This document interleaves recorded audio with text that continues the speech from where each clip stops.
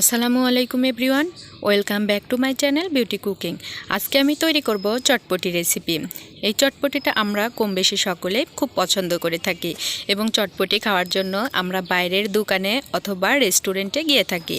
আর কিভাবে খুব সহজে বাইরের দোকানে না গিয়ে ঘরে বসেই রেস্টুরেন্টের স্টাইলে চটপটি তৈরি করা যায়, আমি আজকে নিয়ে এসেছি সেই রেসিপিটি আপনাদের সাথে শেয়ার করার জন্য। আশা করছি আপনারা আমার এই ভিডিওটি প্রথম থেকে শেষ পর্যন্ত না টেনে দেখবেন এবং আমার এই রেসিপিটি যদি ভালো লেগে থাকে তাহলে অবশ্যই আপনারা আমার এই চ্যানেলটিকে সাবস্ক্রাইব করে আমার চ্যানেলের সঙ্গে থাকবেন। এখানে বুটের ডাল নিয়ে নিয়েছি হাফ কেজি এবং হাফ কেজিকে আমি সারা রাত ধরে পানিতে ভিজিয়ে রেখেছিলাম।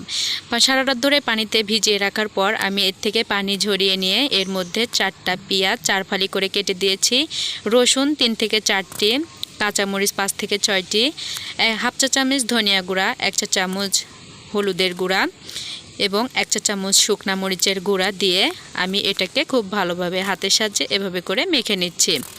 মেখে নিয়ে আমি এতে পর্যাপ্ত পরিমাণে পানি দিয়ে এটাকে খুব ভালোভাবে সিদ্ধ করে নেব। আপনারা প্রেসার কুকারে দিয়েও এটাকে সিদ্ধ করে নিতে পারেন। আমি এর মধ্যে দিয়ে দিচ্ছি 1 টেবিল চামচ পরিমাণ আদা বাটা এবং হাফ টেবিল চামচ পরিমাণ জিরা বাটা এবং 4টা আলু আমি এভাবে করে ফালি করে কেটে নিয়েছি যাতে খুব ভালোভাবে এটা সিদ্ধ হয়ে যায়। এভাবে করে আমি বুটের ডালটাকে খুব ভালোভাবে সিদ্ধ করে নিচ্ছি। আপনারা এই ডালটাকে খুব ভালোভাবে সিদ্ধ করে নেবেন। আমি একটা হাতের সাহায্যে দেখছি, দেখুন এটা সিদ্ধ হয়ে গেছে। আমি 2টো ডিম সিদ্ধ করে নিয়েছিলাম, ডিমটাকে আমি কাটারের সাহায্যে এভাবে ছোট ছোট করে কেটে নিচ্ছি। আপনারা হাত দিয়ে চটকেও নিতে পারেন। 2টো ডিম আমি কেটে নিচ্ছি এভাবে করে কাটার চেষ্টা করবেন, তাহলে ডিমগুলো কাটলে খুব ভালো দেখা যায়।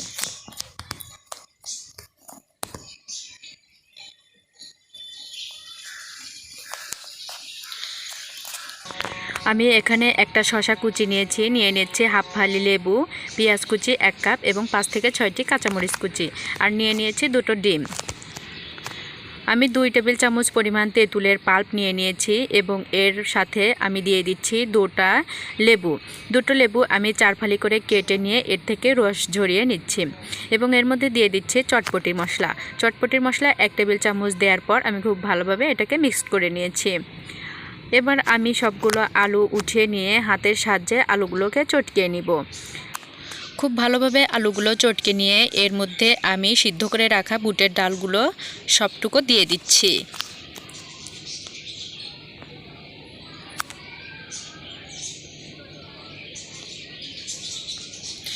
এবার আমি শসা কুচি, পেঁয়াজ কুচি, কাঁচামরিচ কুচি এর মধ্যে পরিমাণ মতো লবণ দিয়ে এর মধ্যে দিয়ে দিচ্ছি 1 টেবিল চামচ পরিমাণ সরিষার তেল। দেওয়ার পর হাতের সাহায্যে খুব ভালোভাবে আমি এগুলোকে মিশিয়ে নিচ্ছি।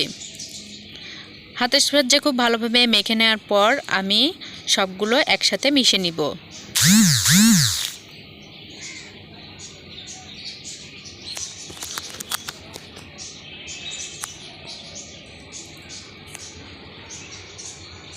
এর মধ্যে আমি 2 টেবিল চামচ পরিমাণ চটপটির মশলা দিয়ে দিচ্ছি এবং কুচনো ডিমগুলো আমি এর মধ্যে দিয়ে দিচ্ছি এবং তেঁতুলের পাল্প আমি এর মধ্যে দিয়ে দিচ্ছি।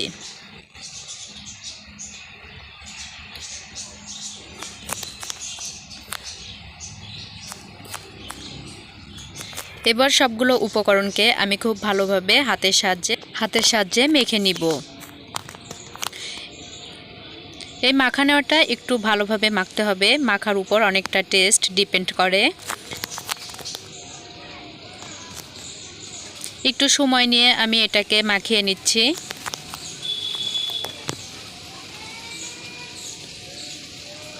তৈরি হয়ে গেল অসম্ভব মজাদার চটপটি রেসিপি। দেখেই বুঝতে পারছেন বন্ধুরা এটা খেতে কতটা সুস্বাদু হবে। আমি ফুচকাগুলো তৈরি করেছি, আমি অন্য একটি ভিডিওতে ফুচকার রেসিপি আপনাদের সাথে শেয়ার করব। আশা করছি আমার এই চটপটি এবং ফুচকার রেসিপিটি আপনাদের ভালো লেগেছে। আর ভালো লেগে থাকলে অবশ্যই আপনারা আমার এই চ্যানেলটিকে সাবস্ক্রাইব করবেন, লাইক কমেন্ট শেয়ার করবেন আর বিউটি কুকিংয়ের নতুন নতুন রেসিপির সঙ্গেই থাকবেন। আমি ফুচকাগুলোকে চটপটির মধ্যে এভাবে ভেঙে দিচ্ছি।